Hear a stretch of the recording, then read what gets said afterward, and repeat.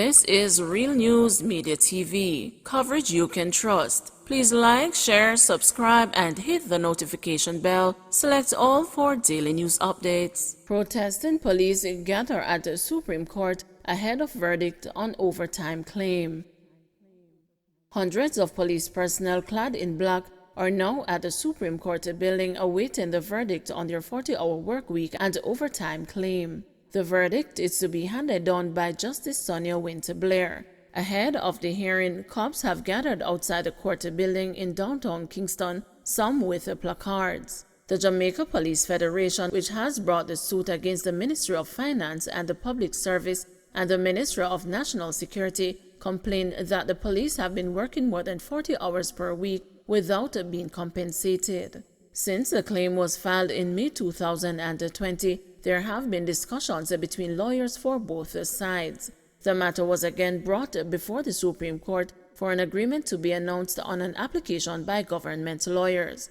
Althea Jarrett QC, the lawyer representing the government, said that the ministries had not yet communicated their final proposal for payment. The cops say they are owed overtime payments since 2008. According to the Federation, cops were willing to forego the claims from 2008 to 2014. However, the government wants them to forego the claims from 2008 to 2018.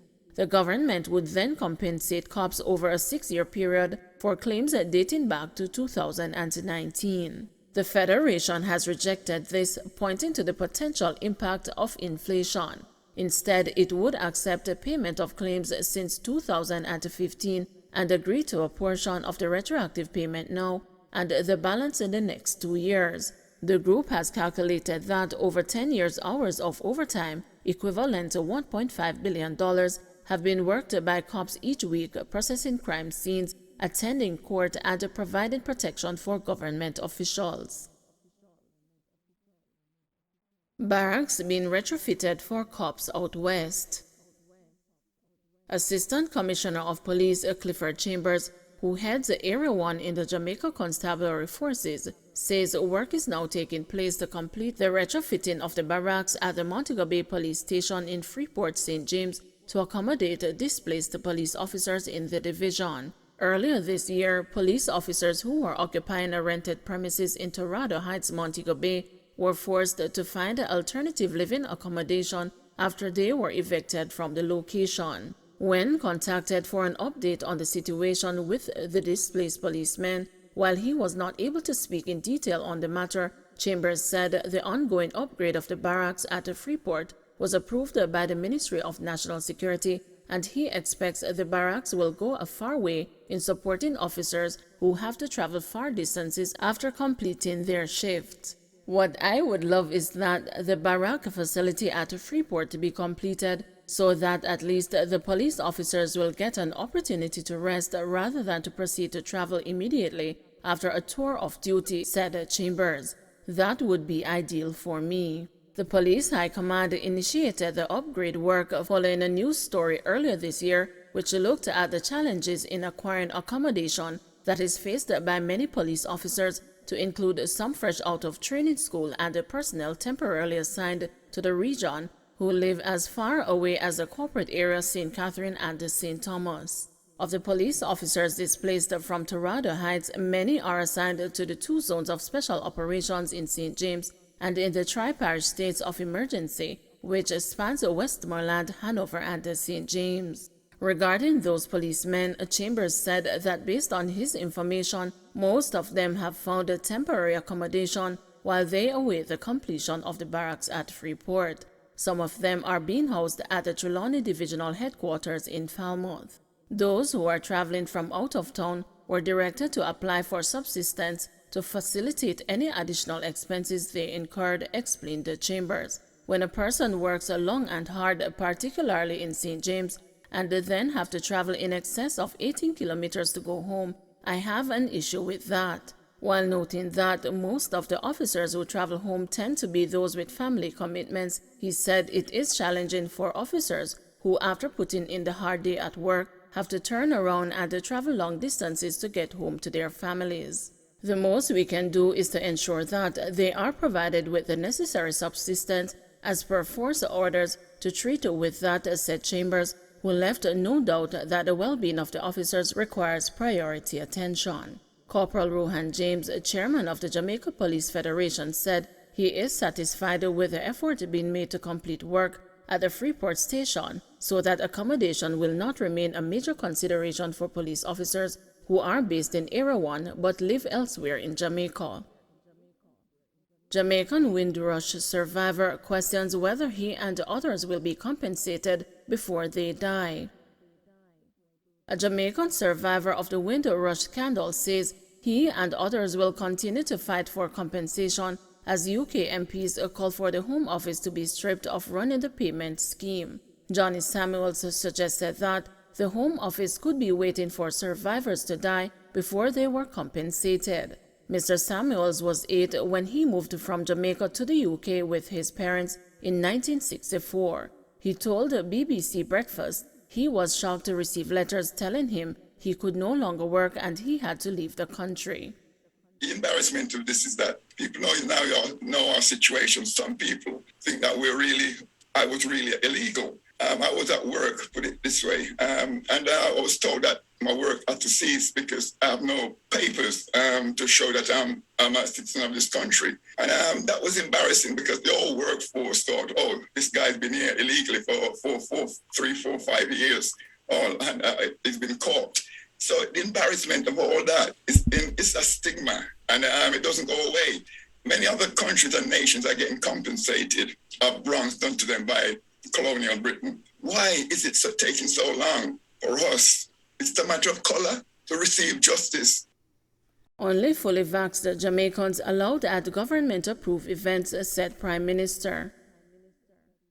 Prime Minister Andrew Holness has announced that only fully vaccinated individuals will be allowed to attend government functions and other events that require government approval. He was speaking Wednesday at the official handover ceremony for 200,000 doses of Sinopharm vaccines by the Chinese government.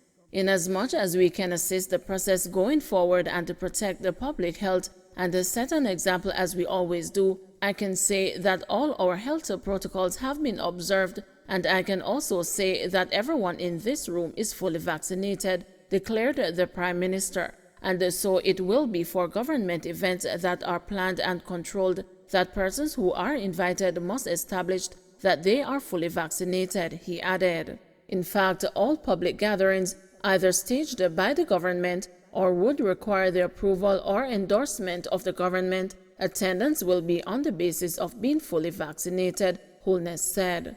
According to the Prime Minister, despite adjustments to the country's virus containment measures, his administration cannot ignore that COVID-19 continues to pose a threat to the island and its citizens. Though the government has transitioned its resources and attention to living with COVID, we do not abandon or take our eyes off this threat that COVID poses. So as we transition and focus, we're still looking at COVID, ensuring that it doesn't get out of hand, but we have to move on with our lives, he indicated. Holness said over time, more Jamaicans will understand that moving on with our lives means taking the vaccines.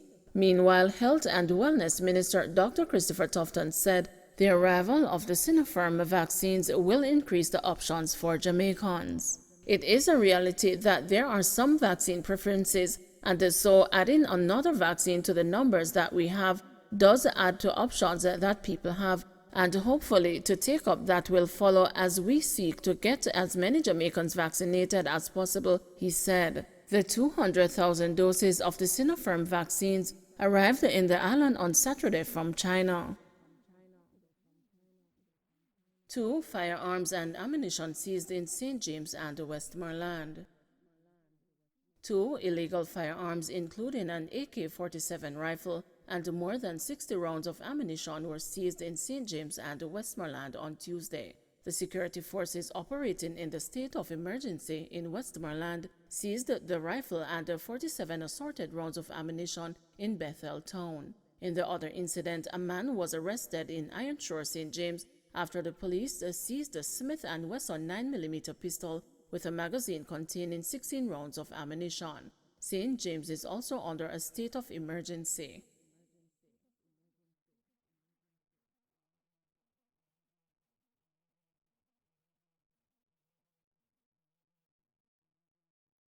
Caribbean Cement settles pay dispute with production workers.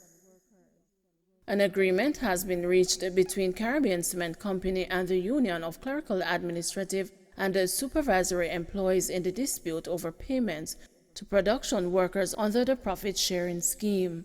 The more than 60 production workers who took industrial action last week will be paid 5% of their basic pay for 2020. This should be done no later than December 8. UK's President Vincent Morrison said the issue was resolved during a conciliatory meeting at the Ministry of Labour on Wednesday. Mr. Morrison said other matters which led to the protest, including recalculations to redundancy payment, will be discussed at a later date. There are two other issues relating to a group called the patrollers and some recalculation for redundancy payments that was made in about 2019. The management and ourselves will continue discussing those items with a view to have them resolved. But I'm very happy that the profit sharing issue is now behind us, and that the workers, the 60-odd production workers at the cement company, will be paid their entitlement. Don't forget to like, share, subscribe, and hit the notification bell. Select all for daily news updates.